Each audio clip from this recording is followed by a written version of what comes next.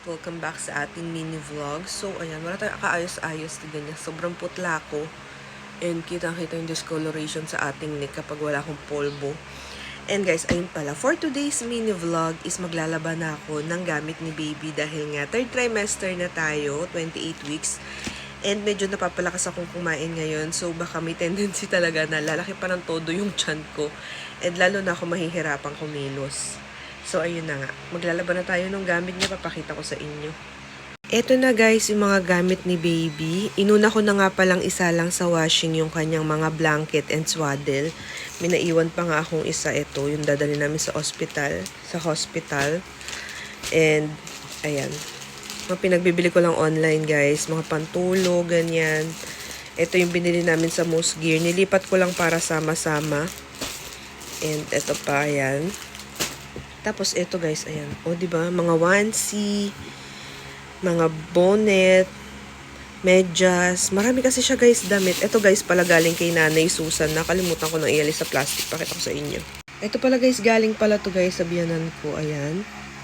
Mga sando na pang baby. Ayan, and then short. O diba, cute.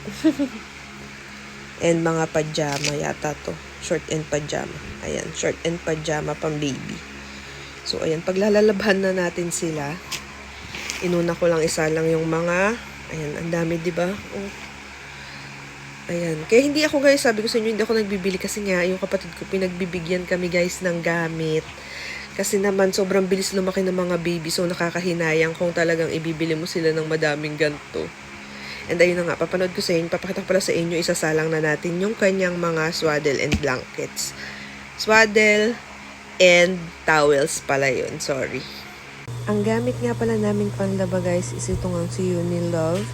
Ito naman yung first batch ng aking nilabhan guys, yung kanyang swaddle and blankets, tsaka yung towel. And naka-baby care naman siya, meron naman ganyan yung washing guys, kaya hindi na rin ako nagpusot, magpa-plancha na lang ako after. Update guys, ayan, nasort ko na siya. Ito na yung mga kanyang pajama, mittens, boots, tsaka yung pang ulo, bonnet. And then ito yung mga long sleeves. Ito naman yung mga t-shirt. Ayan, onesies. And ayan, basta magkakasama na dyan guys, batch-batch na yan. And ito pa, ayan. Para pag nilabhan ko is isa-isang salang, o diba? Ang witty ko dun.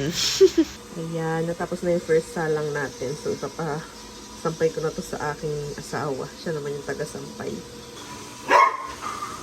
Yan na guys. Siya na yung taga-sampay. Ang ingay ng mga dogs namin.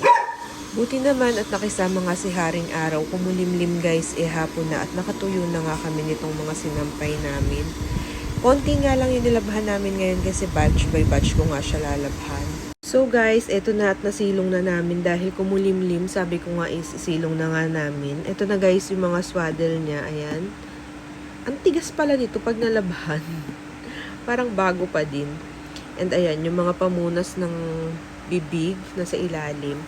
Eto naman guys is yung turn na swaddle. Ayan. Meron siyang bonnet and then yung pang body.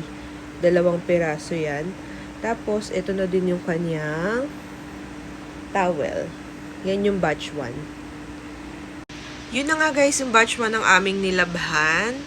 And, ayan, tingnan na lang natin kung ano yung iba batch 2 ko. Pero yun muna yung ating mini vlog. Sana nag-enjoy kayo. Bye!